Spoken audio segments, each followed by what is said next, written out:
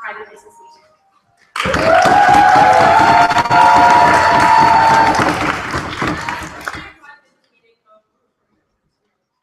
Of the University Philosophical Society took place on the 12th of March with President Sarah Rochelle in the chair. The minutes are read and signed by objection. There was no fines, no questions, no report, and no report to be read. There was a motion on notice, and there was no motion not on notice. So last week was the exec debate, which was filled with the usual debauchery and crazy drunk freshers who all went drunk up jealous shops and then ate their way through the office afterwards. But I don't really care because that was the Nude inside. We had the field on Monday, which was even more new. So a lot of planning went into it. There was a mini committee set up. It was at ages, like picking the theme, buying planning decorations, like sorting out cards, you know, lights and things like that. But like every event that anyone plans ever, doesn't go as planned. So on our first day down, on our first few minutes down, all our decorations were still about 2 Cocker Spaniels that roamed the field, resulting in myself and Anne Nichols chasing around, trying to grab fake flowers out of their mouths, which was great, like sight for all the staff who like spent time laughing at us from the windows. Then we would retrieve them, we finally put them up. They were stolen by all the like Huns who arrived and decided that they made great decorations alongside their white dresses. But you know, okay, thanks, we spent ages putting them up, but you know, we'll soldier on. There was also loads of people who just decided to ignore our really fabulous full white dress code and arrived in their black and red dresses to be real individual and show off. We didn't appreciate that, you didn't know that much.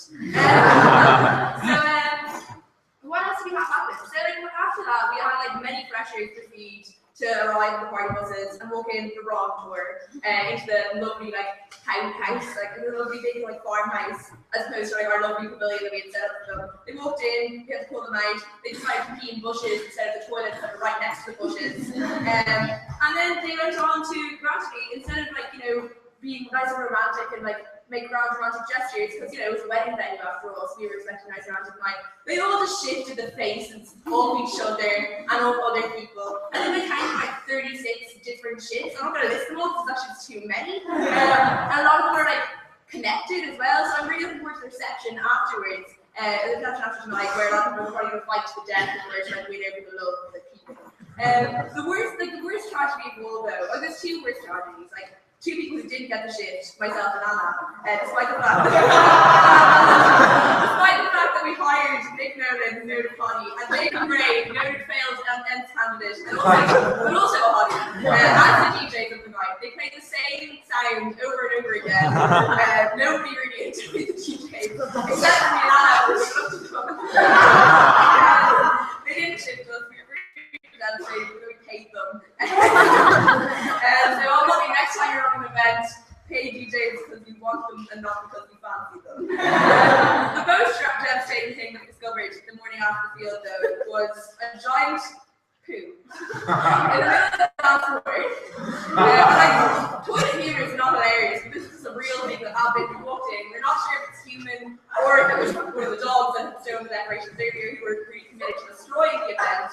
But if anyone would like to come forward and explain themselves and their actions in the field, we really appreciate that. They're being there for the business of being a dream.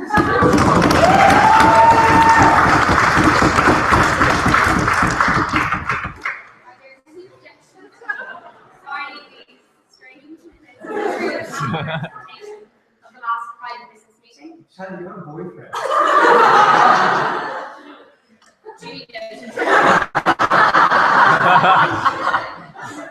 Mr. Treasurer, are there any fines? Mr. Pro Secretary, are there any reports to be read? No reports to be read. Mr. Pro Secretary, are there any motions on notice? There is one motion. So the motion on notice. This is a motion for the elections of the 3 days place next week. So, Mr. Pro Secretary, are there any motions not on notice? There is one motion not on notice. Okay, so this motion is to introduce the role of the support officer, which will be appointed at the discretion of council. This is on notice for 1 week. The details will be on the notice board, so I would invite you to check them out on your way and check them out afterwards, and then it will be voted upon by council. So now this brings us on to general business. Are there any motions to be raised in the general business of the society? Privilege motion number 6, a motion of congratulations to Lucy Murray for convening an excellent programme and excellent competitive weekend for those weeks this year. Proposer of MC. Second, Keith Henry MC.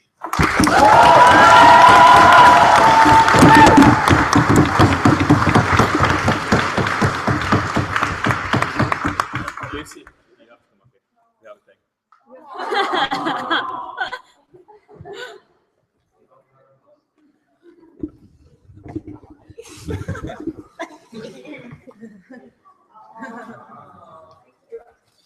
Thanks, everyone.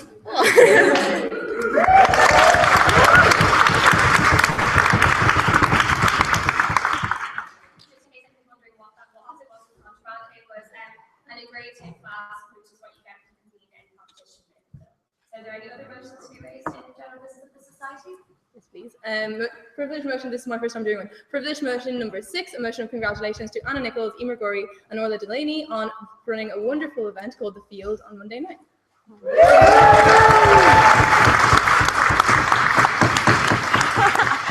Proposed, Vivian Rebay, DC. Seconded, Tamika Barnes, NC.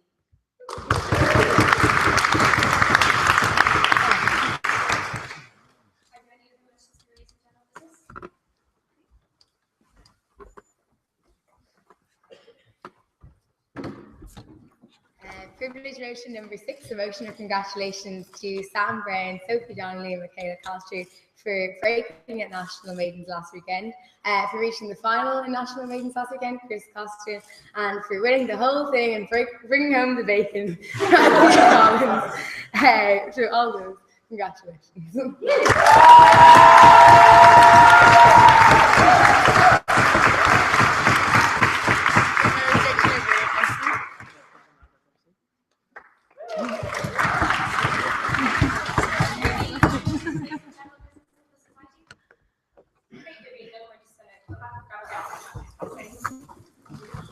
Cormac. Cormac.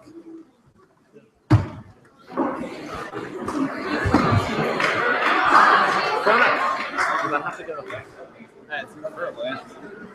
Well, yeah, it was up there.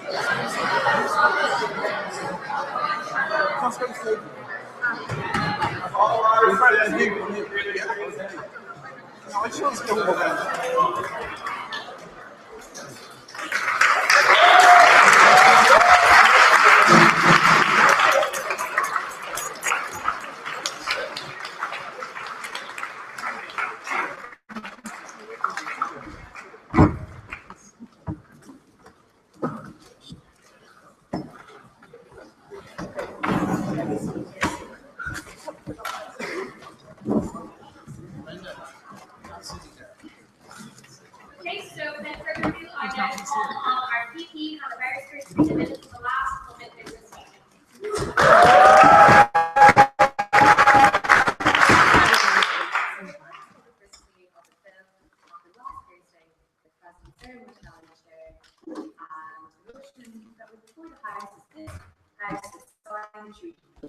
I always feel really uncomfortable when things like that happen. You know, incredibly aware because I am of my Protestant surname and my ancestors with Protestant surnames who quietly took no side, really, in the Civil War. Kind of sat in their farm, hoped that no one would pay them any attention, and that was largely what I did in the council room before the debate, as I guess squared off against each other. Several hundred years of history behind each of them, as far as they were concerned. And you know, I tried to make pleasant conversation. And you know, one of the guests is this guy Martin Manser, who was a former Fianna Fáil politician. And I was like, I can talk to him about things that aren't interesting. This could be interesting. This is a public representative who was really good drinks at Berkeley Home. I bet he's got good stories.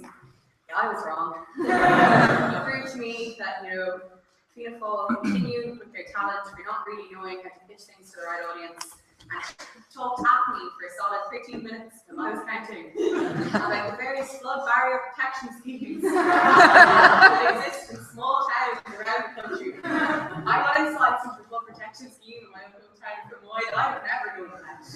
You would be amazed at the amount of cement they used in that paper. Wow. So then the debate happened, and it was as, you know, exciting as you'd expect from something that people went to war about. And I think my favourite bit was when one member of the opposition called another member of the opposition a proto-fascist. Especially considering said proto-fascist is a friend of mine, Liam, who I think my favourite Liam moment was in Freshers Week when we had a summer of the Student Workers Socialist Society threatening to disrupt our Freshers Week because they had a debate about freedom of speech at the end of 329.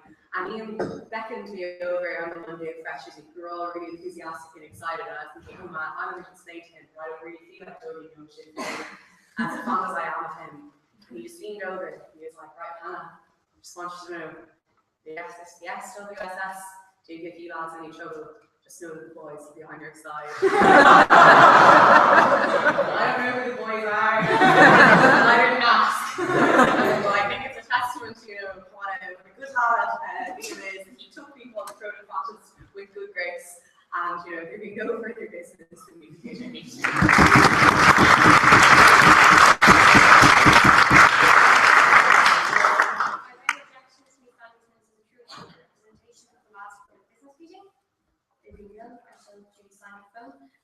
Okay, so you're all very welcome to this last film debate of the year.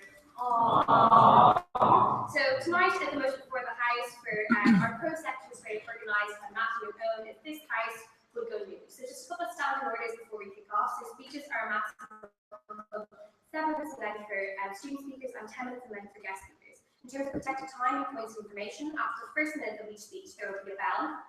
And after this bell, members of the floor and of the speakers in the opposition are free to offer points of information. And I'd ask you all to keep these maximum of 10 to 15 seconds in length.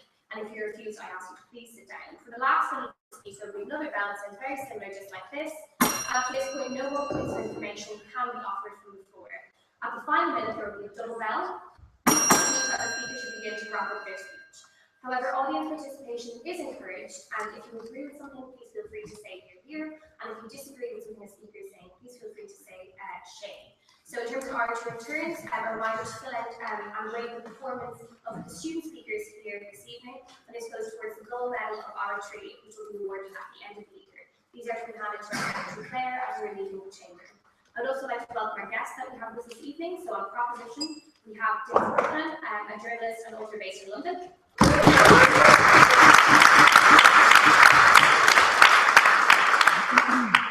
on proposition, we would like to welcome Pat Gallagher, President of Irish Naturist Association.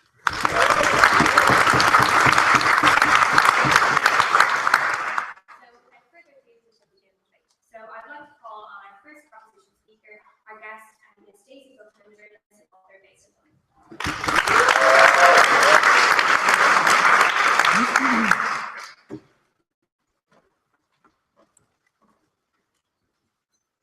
This week, we heard that France is trying to ban overly skinny models.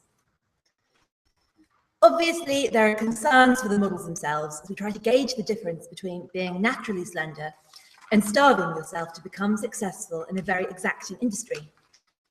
But beyond that, there are fears that circulating photographs of extremely thin young women is damaging. When it comes to body image, there are more pressures on our young people than ever. Increasingly, boys as well as girls are struggling with confidence, eating disorders, and emotional problems because as a society, we tell them there really is only one way to look and that being attractive is more valuable than anything else. I would love young people to be inspired by Stephen Goff. The Naked Rambler might be at odds with the legal system, opinions about public decency, and a number of social groups, but he is at peace with his body. Seeing pictures of Mr. Goff out and about inspires me more than any number of inspiration Instagram posts. He reminds us all what bodies are for. They're functional. They don't exist to be admired.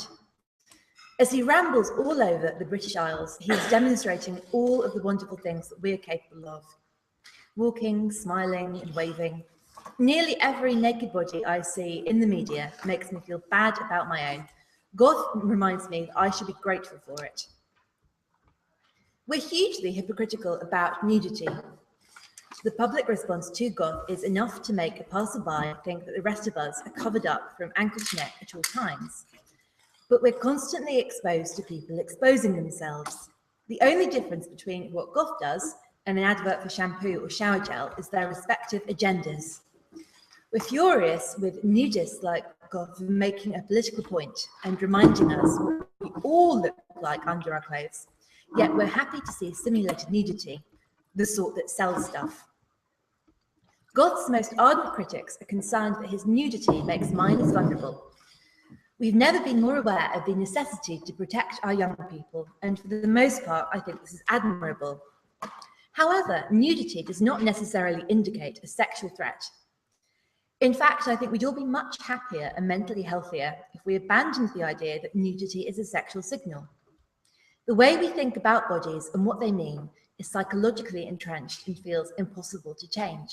But if anything were to alter it, it would be seeing more nudity everywhere, imperfect bodies away from sexual settings. As I previously wrote in The Guardian, young women would grow so accustomed to seeing real bellies and bottoms, they would feel less inclined to lose weight in order to match up to imaginary images or to get industrial filler injected into buttocks.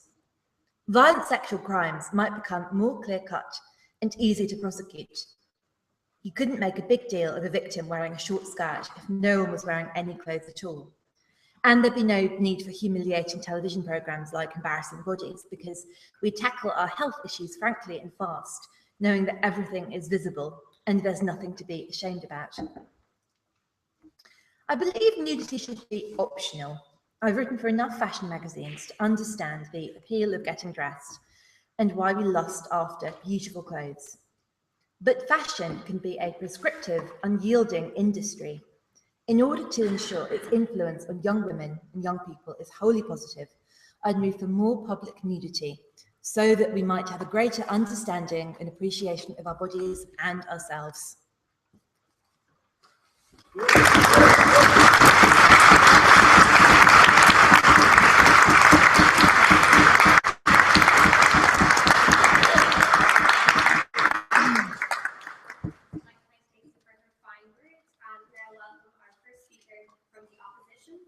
Jerome Morgan is a junior sophomore student of sociology and philosophy.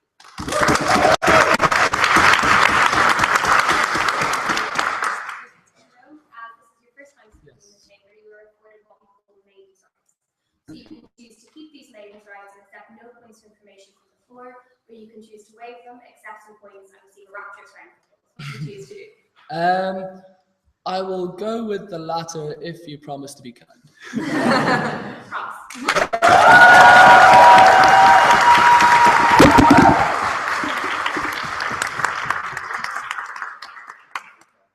Ladies and gentlemen of Trinity Philosophical Society, ladies and gentlemen, let me just start my debate by simply looking around the room this evening. Despite my initial worries that a member of the proposition would turn up in their birthday suit, rendering my argument completely useless, I'm relieved to see everyone has turned out very well. Some more than others, I have to say. This indicates there are different levels of social expectations in everyday events that are mirrored in the way that we dress and dress ourselves. So when I was told the dress code for this evening, that the council would be in black tie, but that I could wear anything I want, I automatically opted out of suiting up. So why is that?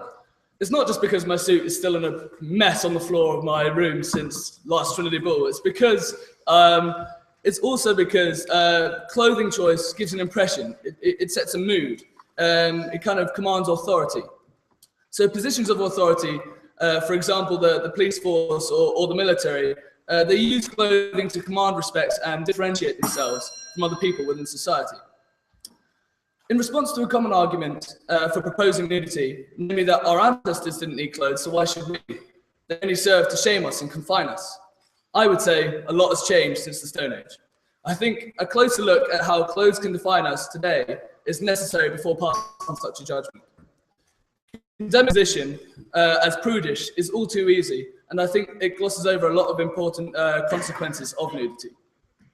To deconstruct our desire to be clothed is to deconstruct the respect we give at a funeral, or the confidence we get suiting up before a job interview, or even sexual intimacy. These examples may have been a result of socialization, but nonetheless, stripping off these social constructs could have more severe consequences than just being rejected from a job at Abercrombie & Fitch. I'm sure we would all like to do away with the hassle of picking out the outfits in the morning and the inevitable fashion faux pas that ensue, but I'm kind of here to tell you that there's more to it than that. So firstly, clothing can be used as an expression of individuality that I think is an integral part of modern society.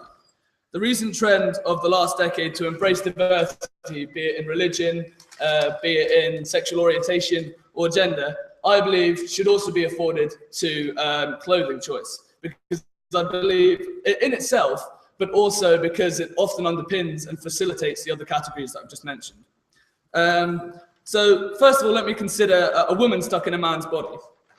What is she without the clothing to express herself in the way that she desires? I'm going to push it further and say, if she doesn't have the money to afford a sex change, isn't clothing the next most powerful utility for her to use to express herself? The same can also be said for anybody who wants to express themselves to a particular sexual orientation. In a similar vein, we can also ask ourselves, what is a devout Muslim wife without her burqa? We cannot view the push for nudism in isolation. The now almost infallible nature of the right to freedom of expression should not be an absolute, because although an individual may want to express themselves in a certain way, we cannot take them out of the society. This holds especially true for the last example that I gave.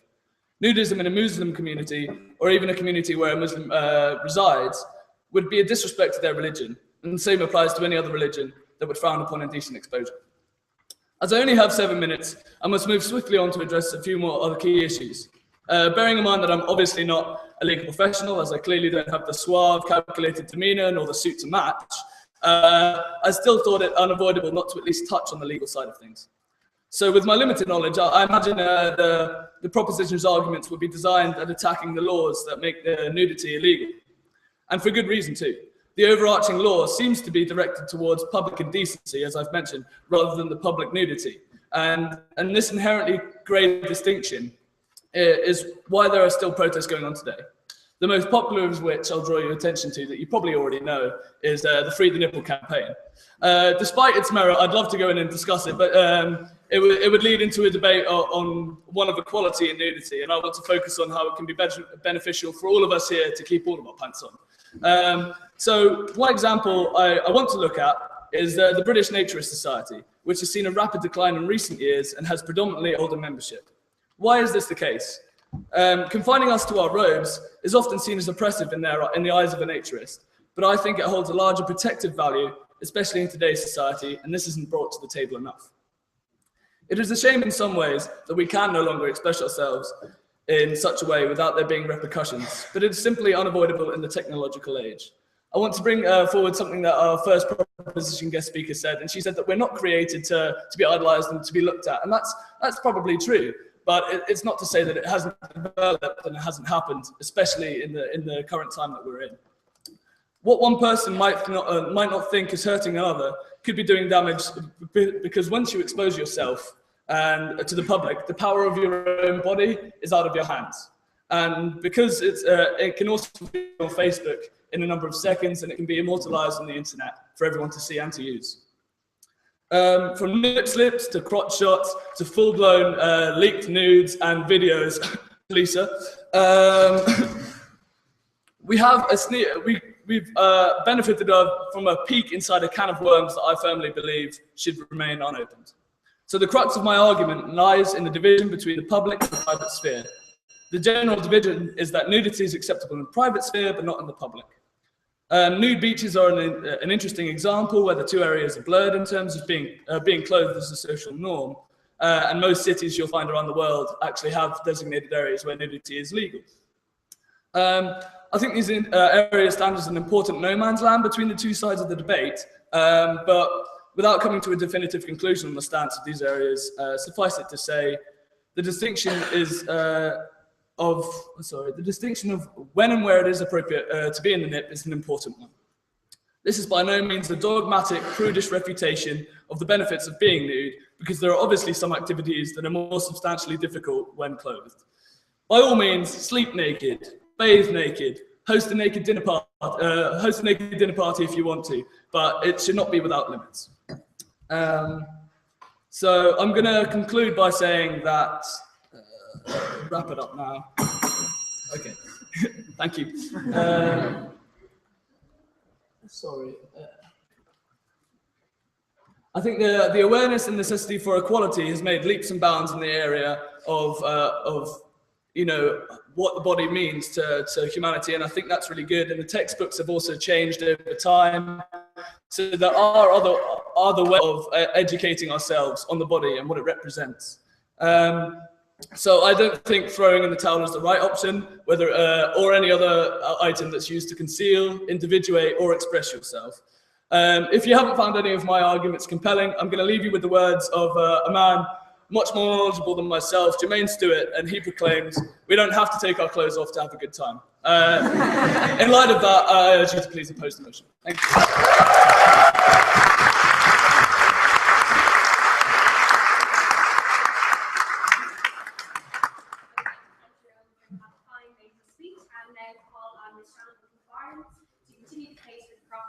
She is a senior freshman student of law and political science.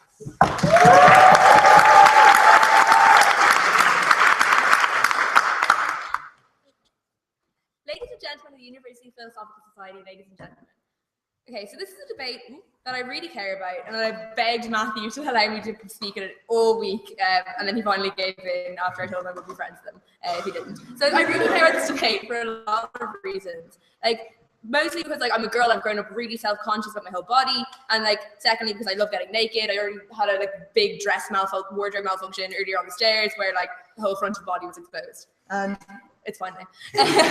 So I'm a big fan of getting naked, as anyone would have seen from my CSC ball photos where I wore a dress with Angelina Jolie splits up to the hips, and I regularly flipped it up and stuff. So I'm a big fan. I remember the first time I got naked, the first time I think I went nude was over the summer in Budapest, which essentially I was in the queue for the shower. I went to the 7-day music festival, which if you haven't heard me talk about it, I'm a big fan. I went to the 7-day music festival and I was standing in the queue, for the showers. And on a few showers, it was 7 days, you know, people were ripping down the shower curtains. And there was like 3 showers with the shower curtains ripped down that no one was using, except for these tall, blonde, hairless, skinny, toned, like tanned, perfect women who were like putting on a show, to be honest, like rubbing themselves like right up in front, and everyone could see them. And then when they get out, all the like normal looking women just wouldn't get in because they'd be like, oh, I don't want you all to see me naked, even though it's a shower room in front of loads of girls. And the first day this happened, I said like to my friend in the queue, oh, like a body's just a body, it's cool. And then when asked, do you want to use that shower? I go, no, it's fine. The second day, I decided like I want a shower, so I'm gonna do it. So I decided to like take one for like the short, chubby, hairy team and like have a shower in front of everyone. And it felt like liberating and exciting, but it really shouldn't have. Like I think that while I love getting naked and the excitement of everyone being like, oh, Shannon's showing off loads of her body again. Like I do love that, but I also hate like when people like call me brave, because I think that's just as bad as when people call me fat in public as well. Like when like nasty people call me fat, which has happened loads of times in public when I've worn a short dress, and like people have been like, oh, nice thighs there. Like I think that's just as bad when people are like, oh, it's a big deal that like you're showing off your body. I think like we should all just be chill. And I think that we would be like pretty calm and relaxed about it if we all just got naked, had a look at each other and saw that like, okay, no one's got this perfect ideal body. We're all a bit like, we've all got weird flab in some places. We've all got hair in other places. We all look weirdly the same, but weirdly different. Yeah, Stefan.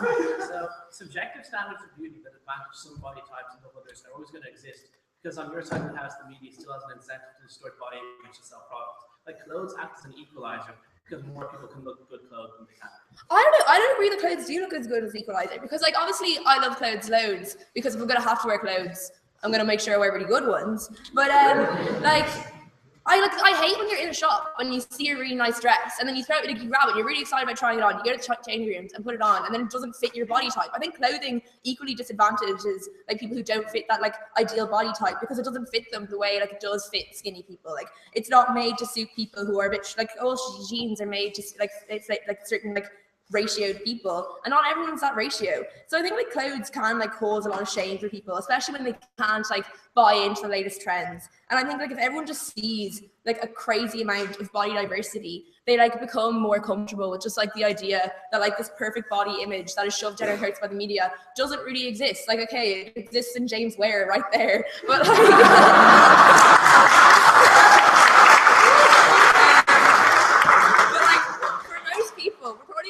and be like, he's the weird one. And like probably not strive so hard to like achieve a certain thing.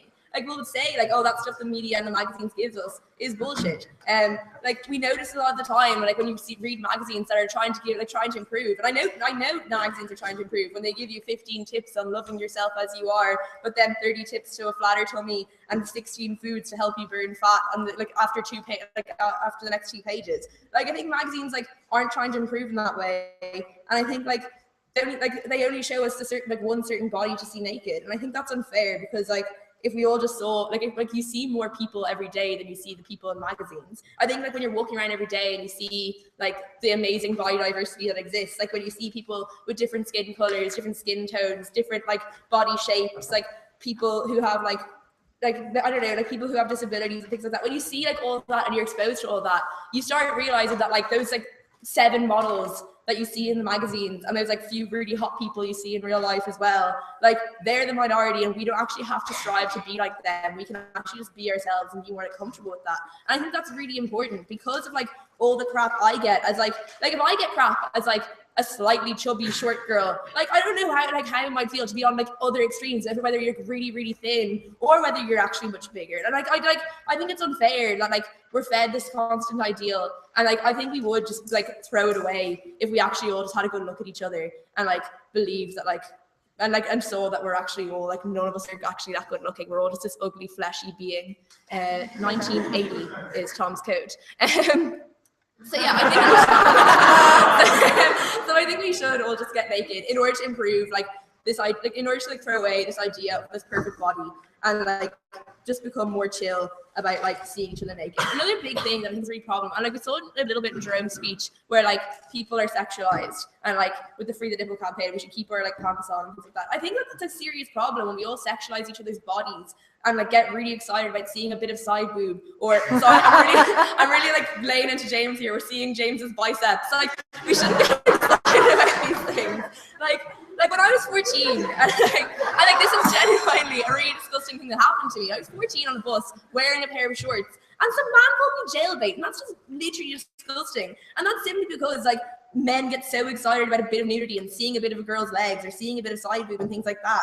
And like that's completely wrong. And if like nudity was just like the norm, like excited about these things because it's just normal, and like they wouldn't stop, like girls wouldn't be slut shamed, like it would be impossible. And I think that's really important, because like we should be able to just like live comfortably in our bodies and not be conscious about like body parts showing, because at the end of the day, like as Jay-Z said, like, they're for functions, they're for actions, like they're for just like living our lives. They're not for like showing off, they're not for being precious, like they're just to like so we can do things. And that's really important. And I think like if we all just looked at each other, like I just keep saying it again, like if we all just looked at each other and saw there's no big deal, it's all just skin, it's all just like things to help us like put food in our mouths and to walk around places, like, and it's stuff for like, I don't know, like it's hair like on your head to like keep your head warm.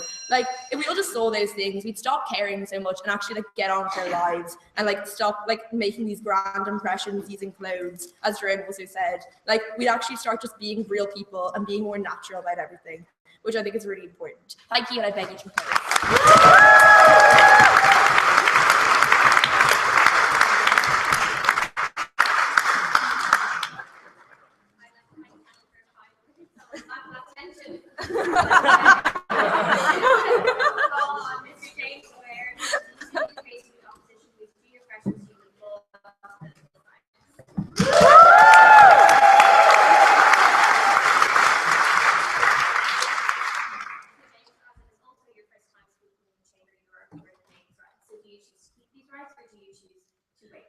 I'll waive them.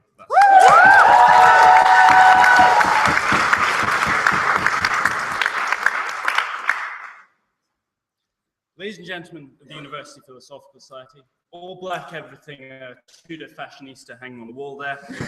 Ladies and gentlemen. So just to give you a bit of context about how I've ended up here today, you were supposed to get a mystery fashion expert who, for whatever reason, couldn't make it. So I think Matthew, at the time, you know, thought, well, I imagine he knew exactly who the sort of sartorial genius in the room would be, fired off a few emails, and when Jeremy couldn't make it, that's when I got the call. Right, okay, so I'm going to start off with a little bit of extraneous rebuttal.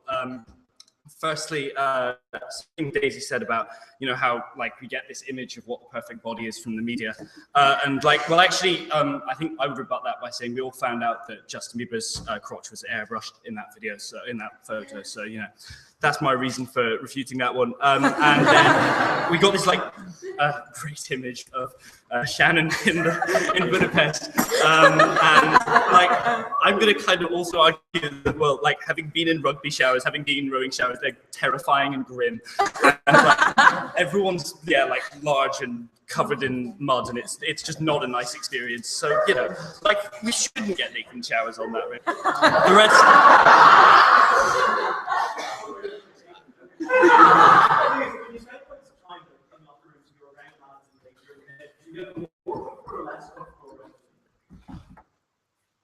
Well, I mean, like, it depends how much bigger than me they are.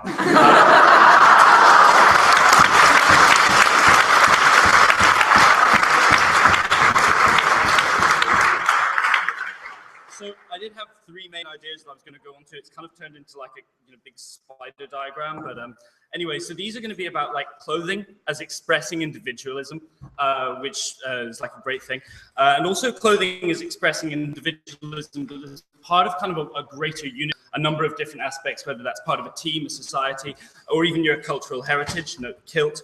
And my third point is going to be about, I'm going to talk about Adam and Eve, because like Western society and history is so intrinsically linked with Christian doctrine that talking about Adam and Eve is going to be quite a big one. So that third one's going to be called Eve, the naked truth. Right. Okay, so point one, clothes expressing individualism. Well, clothing's actually a great thing, because the thing is, if you've got everyone nude, then, you know, okay, sure, you have different body types, but you're not allowed to like express that different body type, because you've just got that different body type, which is partly what you guys have been arguing on proposition. So we say that actually, you know, it's a method of expressing who you are with far fewer limitations. It's a way of being creative, and it's a way of, oh, I should put my time wrong. And it's a way of, you know, like, I mean, you can use your fashion to kind of reflect the mood, reflect the occasion, like council here wearing black tie because this is quite a serious occasion, sort of.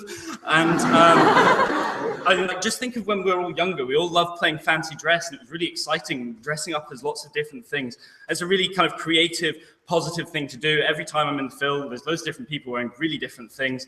I know that's quite different down in the Hamilton building, and everyone just wears a GAA jersey, but like at the same time, I think, yeah, it's like, it's a really good thing having that opportunity to show your own creative individualism through the clothing that you wear.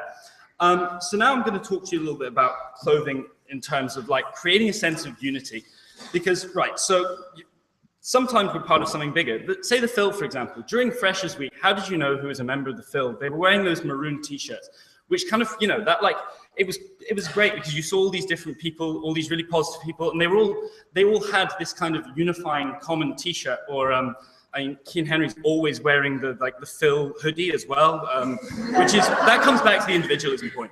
But yeah, equally in sports, the All-Ireland Club final, which Dominic told me about. Ballyhale won one of the matches. Great side, I'm sure. White and green, you know, you see, like, that's part of the team. That white and green strip, that's part of every supporter who goes along to the match.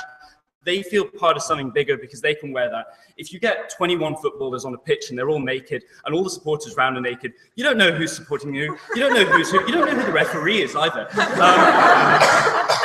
So yeah, that's going to take me on to this sort of second part of that, like being part of something bigger, which is about kind of your cultural, or for some people, which is important to them, their cultural heritage. For example, like the sari worn often in parts of Asia, which of course they wear in those parts of Asia, but also when people emigrate to different countries, it becomes part of their culture within that new country. I mean, I think it's great, like when I'm walking around at home, there's people wearing an array of different kind of like African dresses, or like, yeah, the Indian sari. I mean, you know, it's like the French and their berets, just putting that in.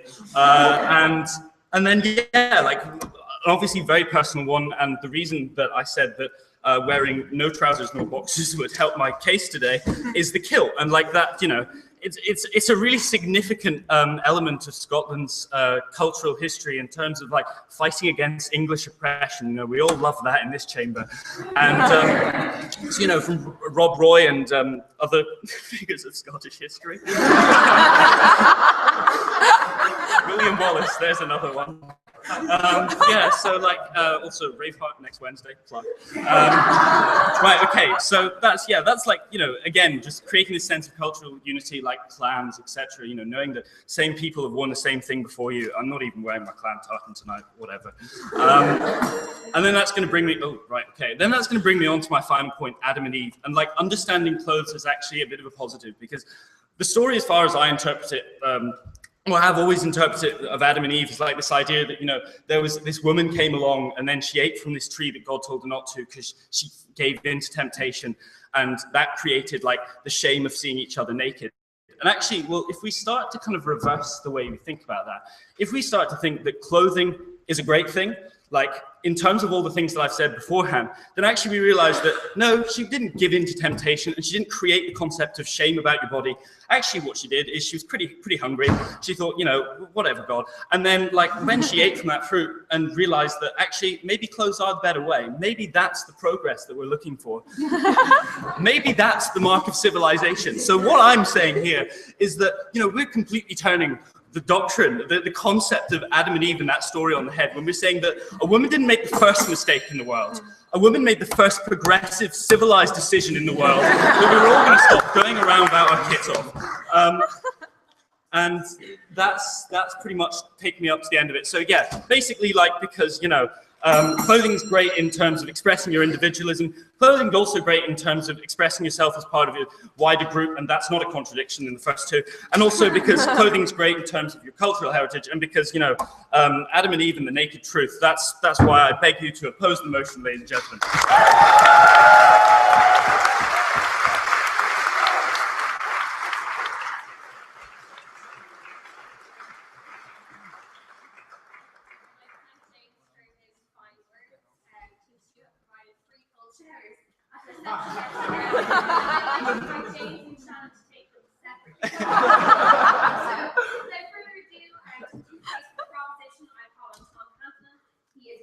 Student of Law and Political Science.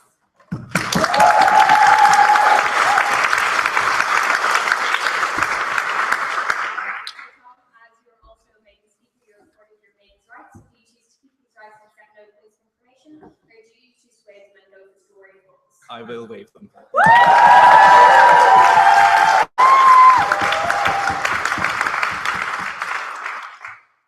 Ladies and gentlemen, I am in the shackles of stitches. I am a prisoner of pullovers. I am trapped by t-shirts. I am confined by clothes. Okay? The only reason that I did not choose to bear all at this situation, this debate, is because I'm going to a social gathering after this where people are not as enlightened as my fellow brethren within the halls of the University Philosophical Society. Okay?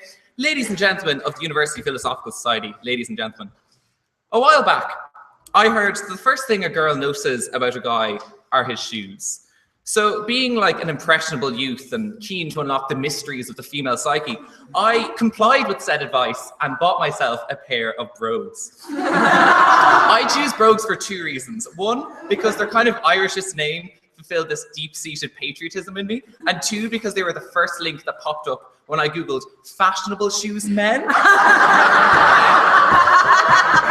So, surprisingly, this piece of advice worked, as the number of compliments I received from girls about my shoes increased infinitely from 0 to slightly more than 0. Okay? But as time went on, I started to tire from thanking people like about their compliments they were paying me, and realized that people had stopped seeing me. They'd only see my brogues. I had been outshined by a few strips of leather that I had strapped to my feet. It was time to stop. So now when a girl comes up to me and like initiates conversation and her eyes are fixed firmly on my rocking shoes, I'm all like, hey, my eyes are up here.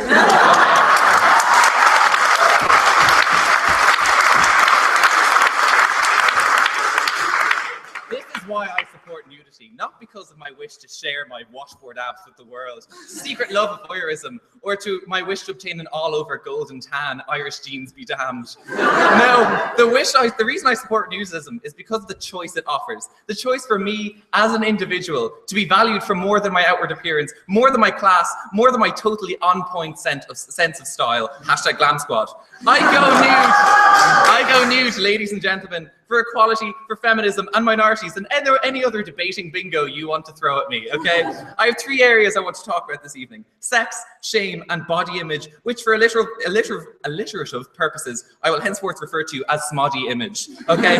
So I will talk about how clothing seeks to oppress, how clothing forces us all to aspire towards an unrealistic standard of beauty, and how clothing has turned nakedness from simply being the absence of clothing to something seedy and something that should be avoided.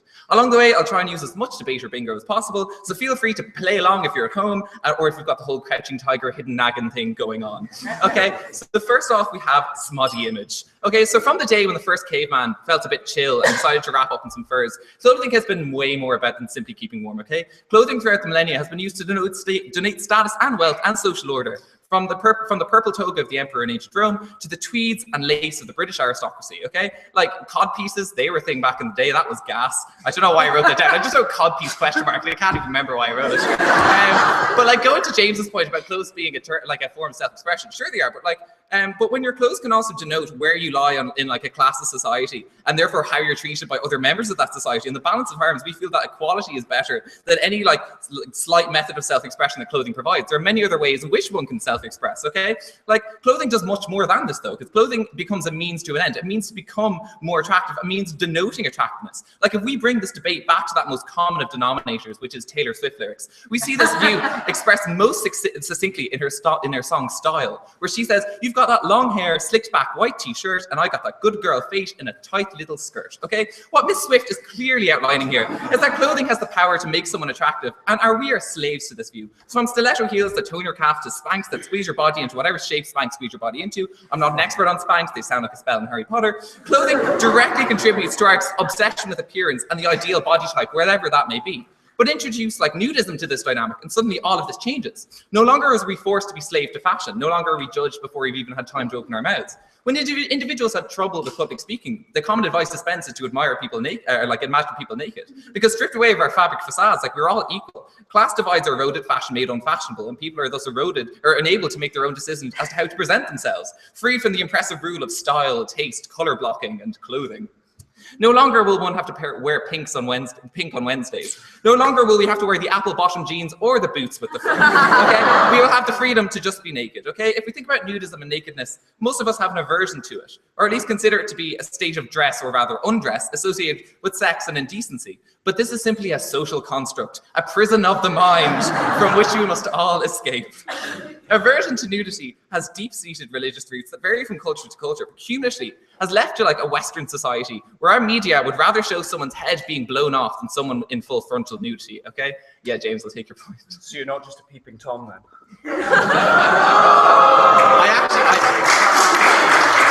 I expected slightly better because he said he had a funny point for me, and I'm just, okay, just leave it.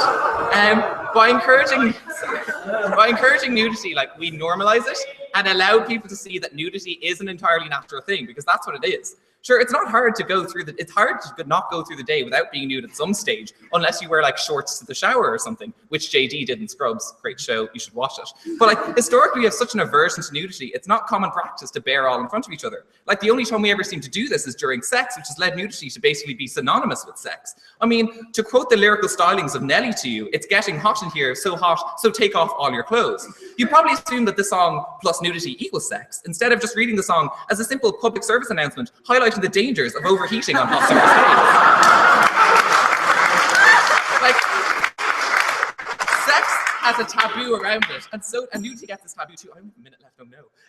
Which has led nudity to be stigmatized in the practice, and this is something that we don't stand for, okay? Like, rampant nudity, which is what we're promoting, like disassociates it from sex, allowing nudity to simply be perceived as the absence of clothing rather than any other connotations, okay? Now I'm going to talk about shame because I need to move on. I'd like to talk about two fronts, like from a sexual aspect, and secondly from a more general, but I wouldn't like to get my bits out in public aspect, okay? So firstly, let's talk about sex, baby. Let's talk about you and me, okay? So having sex and being nude are both times when you're pretty exposed and vulnerable. Having sex while naked is also a pretty common occurrence too.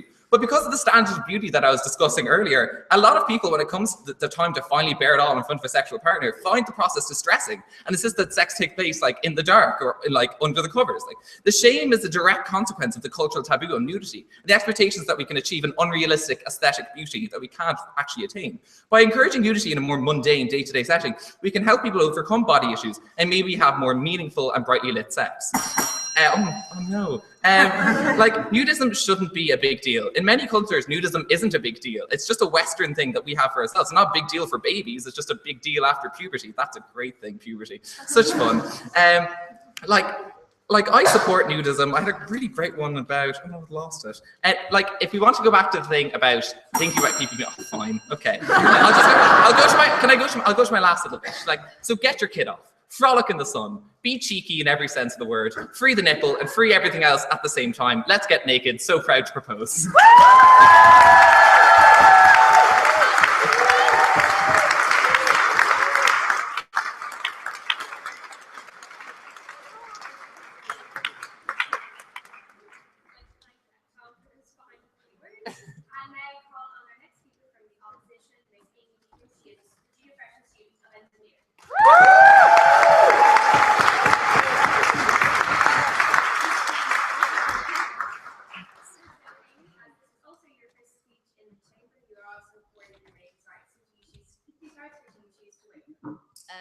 It's JL Wagner.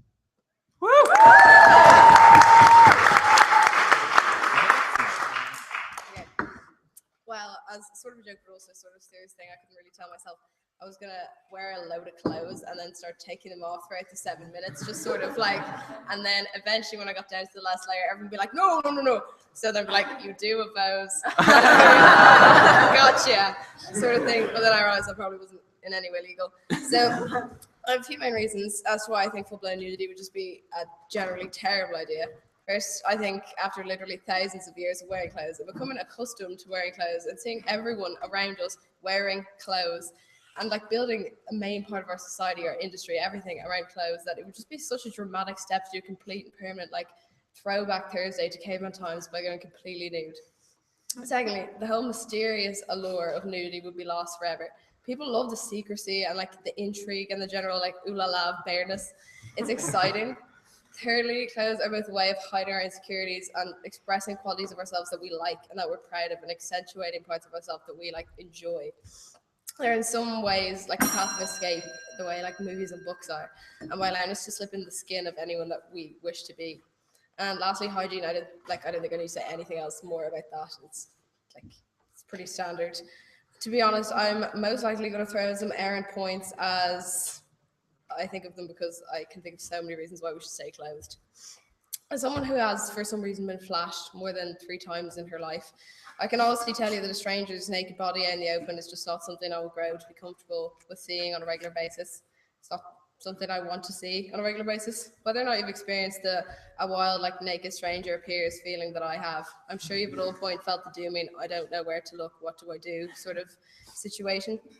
I know that being flashed and seeing a person nude don't carry the same sentiment at all, but it's the same visual. And obviously this is an amazing situation in itself, but imagine the infinitely more horrifying situation of just chilling around with the fam naked.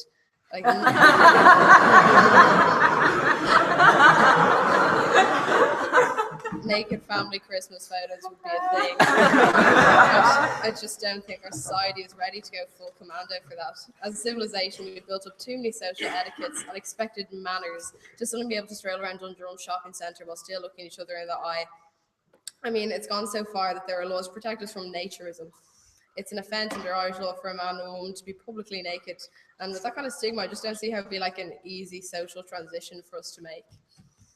Secondly, I think this might get a little uckies, but I think I'm going to go there anyway, because going nude would devaluate sexy nakedness to almost nothing. Okay, for example, on many occasions, I've asked guys why boobs are so fascinating. And to be honest, we're all a bit fascinated by boobs. Let's be real here. But this is a whole new level. And from all the many expensive surveys I've conducted, I've received the same response, and it's because they're a secret. And that's so right. They're mysterious beings. And I think this can be applied to the whole of nudity. It's just what I'm trying to say is, if everything that we just went around all the time with everything hanging out, the whole Raiders of the Lost Ark, hidden treasure sort of situation with nudity would be just lost forever. This clandestine nature of the human form is reflected all through history and art. One of the main reasons Michelangelo's David is a masterpiece is because so little was known about the human form back then, because everyone was dressed. At the time, an accurately naked stone man was just super exciting. If clothes were to fall by the wayside, not only would there be enormous financial and economic repercussions, such as sudden mass employment and entire industries being destroyed, I'm pretty sure we'd have a hard time telling each other apart.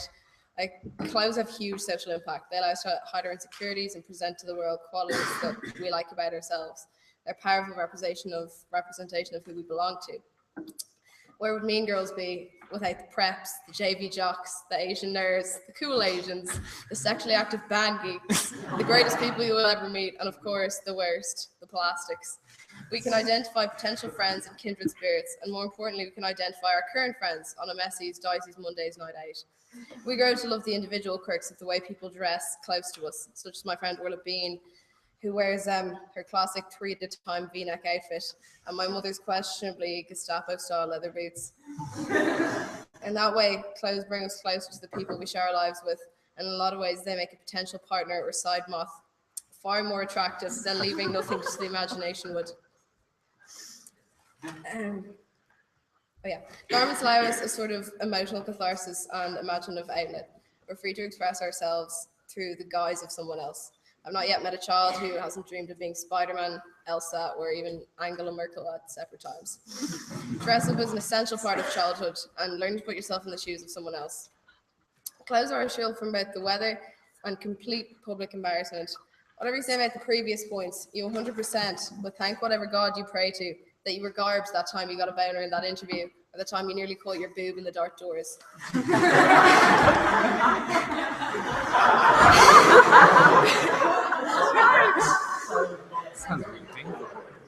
Something also to be strongly considered is the climate of Ireland, where clothing is no longer a question of pride, prudishness, or politeness, but, ladies and gentlemen, a question of life and death.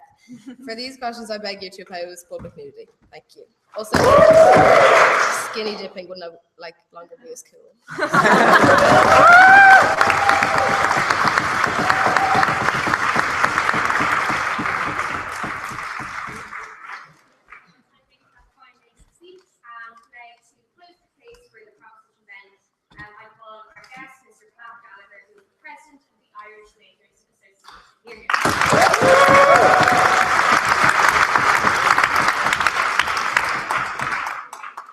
Good evening to the members of the Philosophical Society at Trinity College. My name is Pat Gallagher. I'm currently the president of the Irish Naturist Association. I'm a little bit out of place here. First of all, I'm 10 times anybody's age here, and the speakers were quite good. I don't have to follow some of them.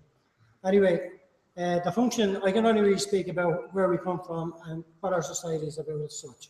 The function of the Irish Naturist Association is to promote the naturist lifestyle as a legitimate and a healthy lifestyle, to encourage its members to form groups or clubs, and to organise meetings where non-sexual nudity can be practiced. We have no opposition whatsoever to clothing. In fact, naturists, by and large, like to dress up well when they're not on a nudist beach or not in the club, or where it's appropriate to be nude, they like to be nude. One speaker mentioned the decline of members of British naturism. I can just answer that question easy. There is a decline in membership of naturist or nudist organizations all over the world, simply because commercial nudism has taken over. People no longer need to be members of any association as such.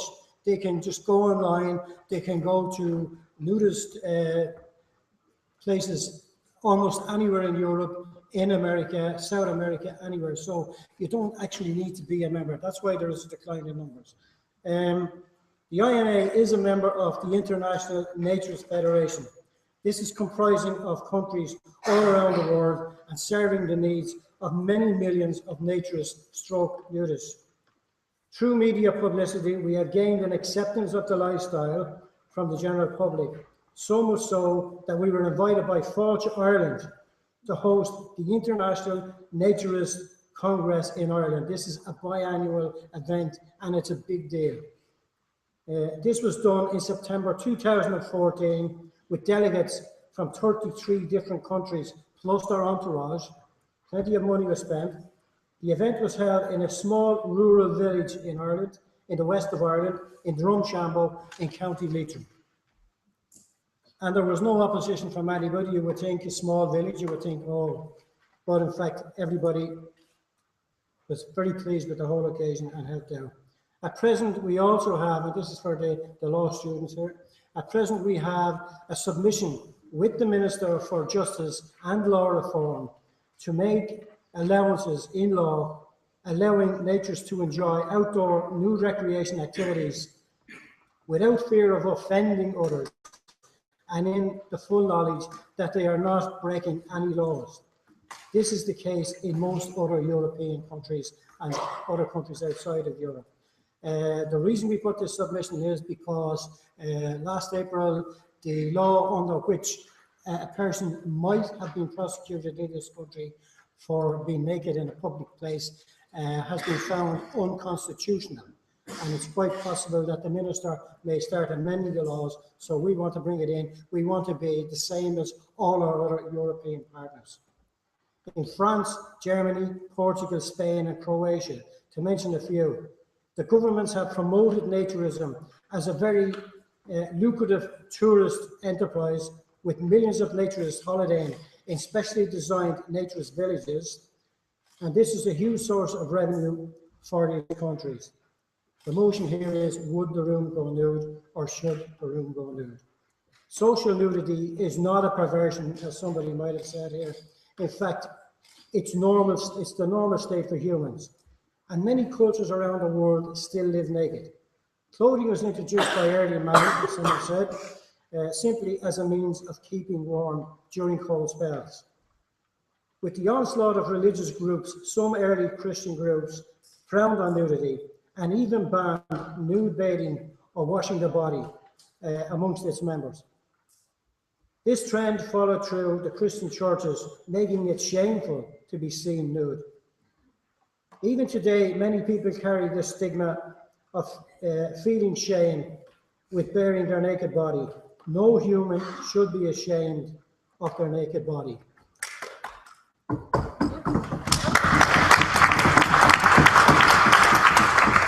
In Ireland nowadays, many charities events are organised nude to raise monies for worthy charities. One well-known event is the Dip in the Nip. I'm sure you've all heard of this, to raise cash for cancer charities. This event is organised by a lady called Mary Garvey. She's not a member of our association, by the way. And she has been quoted in the media as saying, "It makes us realise our bodies are wonderful. Too often we abuse them and don't see the beauty. In the ocean, everybody is equal. Proud bellies, mastectomy scars, cellulite, we're all there. The dip in the nip lets us celebrate life in all its beauty." Children who are brought up and used to seeing naked bodies throughout their childhood grow up to be well-formed adults who do not have the inhibitions or the hang-ups a lot of adults carry throughout their whole lives. And I know this personally. Pope Paul II, quoting from Genesis, said, "They were naked, but they were not ashamed, because God created it." The human body can remain nude and uncovered and still preserve its splendor and beauty. And that's a quote from Pope Paul John II. In nature circles, all bodies are beautiful, no matter whether small, tall, slim, or heavy. In nature, it is the person that counts, not the body, not the color of their skin, nor their religious creed. Naturism is open to people from all walks of life. When clothes are discarded, so is the person's status in life, and all are equal as human beings. The world has been bombarded by media and fashion gurus to believe that a certain size and shape body is the norm, and thereby make everyone who does not fit this description feel inadequate about themselves. In National Geographic, it is written, "A nude person is a human being without artificial additives." Going nude has many health benefits. Nudists have long since known when clothes are discarded, so are the tensions and stresses of life. Maybe if there were more nudity, there would be less need for people to take pills to relieve the tensions and stress in their life. I just heard on the news today, funny enough, that over 50% of Irish people are taking pills to relieve tension. Take your clothes off, solves it.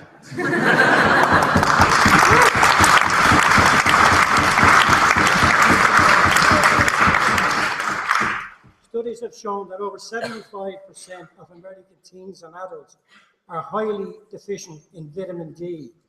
This deficiency can cause ailments such as heart disease, diabetes, etc. Naturists who go nude outdoors harvest large amounts of vitamin D in a quick time span. Simply just going barefoot, and naturists do this quite a lot on beaches, has proven to reduce the onset of Alzheimer's because the soles of the feet increase brain activity and help keep us young. Fertility, especially in men. Wearing tight underwear and jeans has proven to reduce the blood flow to the genitals, causing a reduction in sperm count. You guys here, take note. Should the room go nude, you will be in good company, as many famous people, some now with us, have gone nude. For instance, a short list of people who enjoy the nudist lifestyle, whether at home, in the garden, on the beach, or in a nudist club. Benjamin Franklin, US statesman and inventor, who liked to go and take what he calls air baths in the nude in the privacy of his garden. John Quincy Adams, former US president, he was known to swim naked in the Potomac River, whatever they call it, in Washington, D.C. My pronunciation isn't good there. People like Robbie Williams, Ellie McPherson, model and actress, Australian actress, who made a quote to say that in her country she would grow up being nude for at least half of the year, and she wished she could be nude all the time. Theodore Roosevelt, Kevin Bacon, actor, Barry Manilow, Drew Barrymore, Jack Black, and Johnny Depp, Alexander Graham Bell, the inventor of the telephone, our own Colin Farrell, Christina Aguilera, I'm sure you all know, Demi Moore, Bruce Willis, Kurt Russell, Helen Mirren, we all know that, and Brad Pitt. The list is endless. So let the room go nude and join the company of thousands of famous people who have discovered the pleasures of non-sexual nudity. The Phil Society here is 331 years old. Maybe it would make a bit of history should everybody in this room go nude. Okay.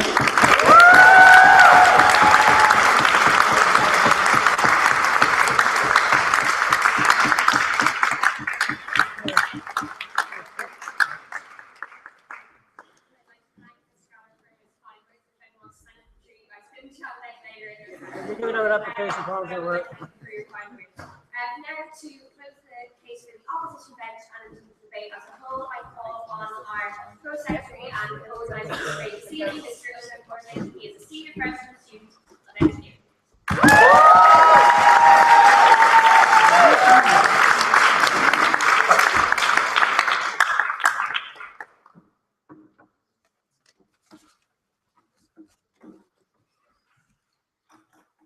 Ladies and gentlemen of the University Philosophical Society, ladies and gentlemen, it's a genuine pleasure to close out the 330th session as it's the last speech of it. And I have far too much to say than I have time to say, so I'm going to pull a Ludovine, and if you want to talk about this more, I'll be ready to talk after the debate. But firstly, just a couple responses to that are just kind of short in nature. So firstly, mainly responding to kind of what Pat just said there.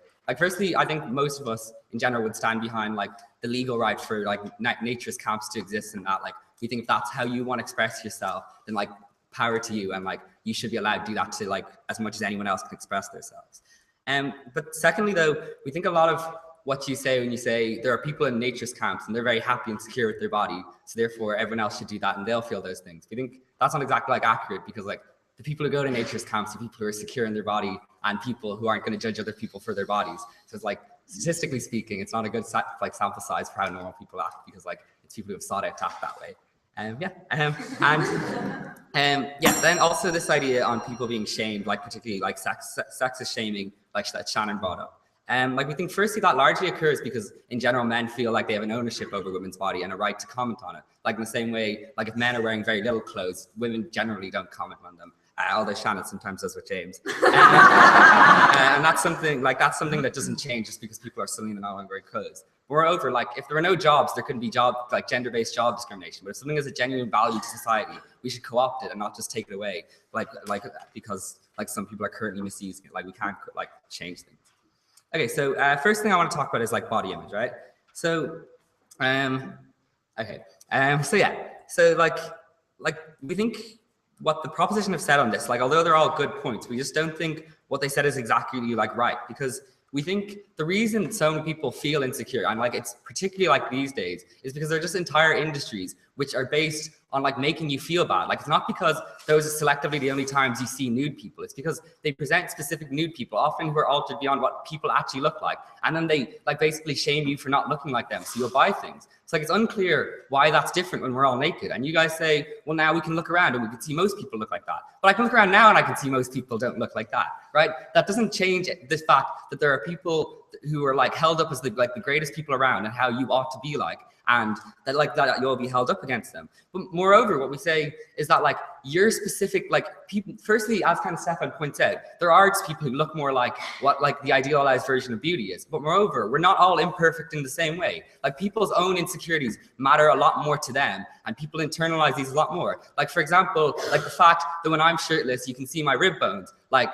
that doesn't make, that becomes more important to me. So just because someone else has like a scar across their belly, like I don't think that's important, and I don't think that's a big deal. Because like the idealized version of beauty is a really muscly man.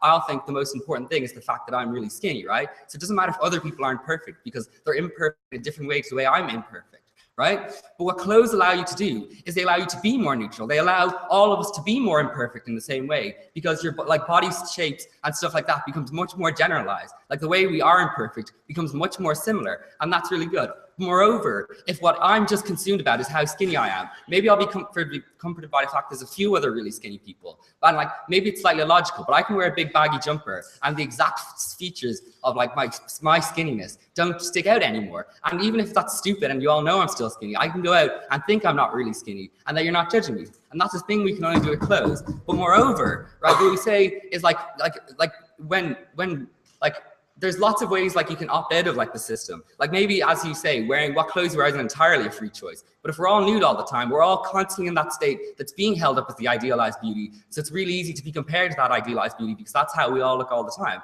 Whereas if I wear stupid clothes or whatever, it's like it's more difficult to compare me to like the people in like mainstream fashion things, because I just look more different, and I kind of, it's a way of like physically expressing I don't care about those values, and like if you say I don't look like that guy, I don't care. Whereas if we're all naked, it's far easier to compare me to that person. So that's kind of, I suppose, what I think on body image. And then like positive benefits, I suppose, I think you get out of it. So firstly, like I want to talk about like barriers that we build up between ourselves. Because like there's kind of this idea that like we'll all be the same, and that like then we all treat each other the same. But like in a way, like that's not always like the best thing. Like if we all liked everyone you met the exact same amount, I don't think anyone would be happy. Like the fact that you have best friends and that you have like partners and things like that is what makes us happy. Like selectively sharing parts of yourself, like selective parts of yourself with other people actually makes you very happy. Like we don't choose to like everyone the same amount. We choose to find best friends and then share specific things with them. Like when I share important thoughts or close secrets with my best friend, it doesn't mean the same thing as when I share them with big groups of crowds. And moreover, though, it's like it's not just a relief I'm doing. It makes me really happy that I can share important things of me with other people who are important to me.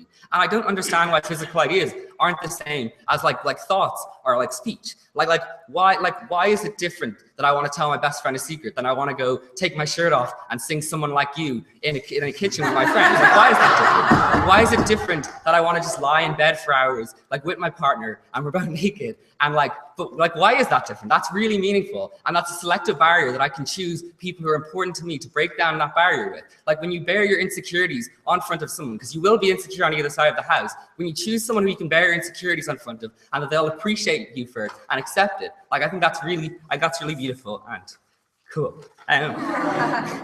Okay, finally, I just the last point of my speech and the 330th session is living the life you want to live. Because we think real freedom is when you yourself can live the life furthest apart from like what you were born to be, or like that you can choose what life you want to live, like furthest apart from what you were expected to be. And we think like clothes let you do that. Like if you've been bullied your whole, like you've been through school being bullied all the time, and then you emerge to like a big naked society or whatever, then like they're no different from the faceless like groups that used to make fun of you, right? But like, if like you spent your whole time just watching, I don't know, I always use stupid examples when I try and explain like bigger ideas. But if you spent all your time being bullied and watching Star Trek, then you can go out and like into the real world and wear your Star Trek t-shirt, right? And that just like two things. Firstly, you'll see other people wearing Star Trek t-shirts, and though they'll be a minority, you know there are people like you, because when you are a minority, it's hard to find people like you. But when there are big things like wearing a Star Trek t-shirt, you can find those people, and then you can be friends with them. But moreover, wearing that Star Trek t-shirt is a way of saying, Star Trek, I know, It's a way of saying, like, I reject the fact that you guys tried to shut me out of society and like make me not your friends anymore or whatever. It means I have an identity myself and I'm proud of it, and even if you made me try. Like, see the way like queer culture develops, even though there's no particular reason for it. It's a way that you can make a non-geographically based culture where when you were shut out of society before, you can find yourself. We think that's similar to the way like naturists feel the urge to build a society where they all dress a certain way, or like lack thereof or whatever, because it allows them to share a specific bond they have between each other. We think that's what clothes let you do. They let you determine who you are and then share that bond with other people and find those other people. And even if they're not around, say, look at me, I'm part of those people. Just like when you wear your field t-shirt around the arts block, because I'm like, I have all my friends here. It doesn't matter what you think about me because I have all my friends and I'll wear that banner proud. We beg you to oppose.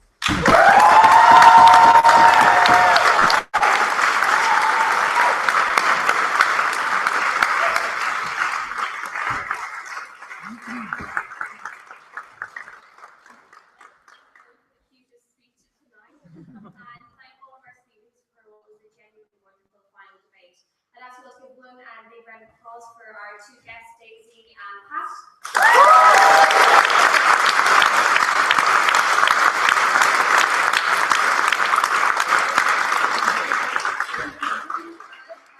Give another round of applause for our four fantastic maiden speakers that we have this evening.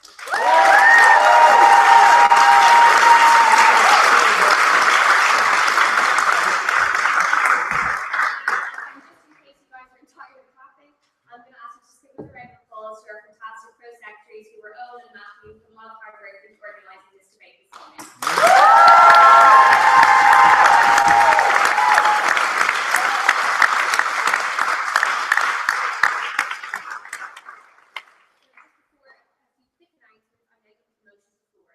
So on the motion of this House, we've got to mute. All those who are in favour of the motion, please say aye. Aye. And all those against the motion, please say nay. Nay. I think the nays just have it.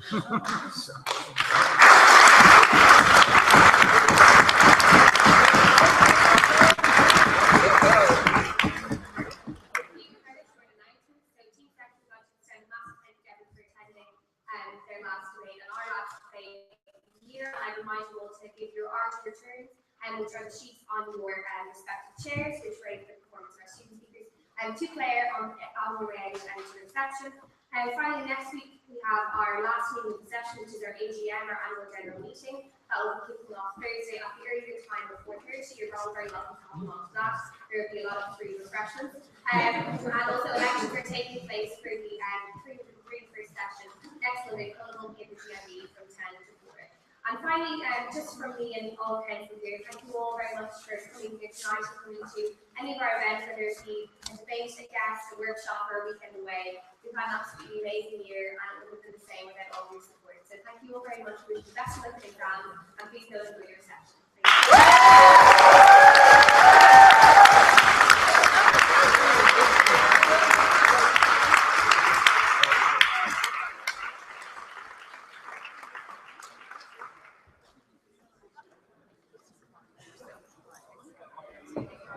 Lost. Don't take it as a loss. You take our clothes off anyway. What we know is that nudity is generally speaking wasting on the old. Well, the younger ones will all go old, then they realize and then they know they miss. Yeah. You wouldn't go for them and the fall of thank you very much. Jason, I'm so excited how big it was that response to your VOI. I felt so guilty.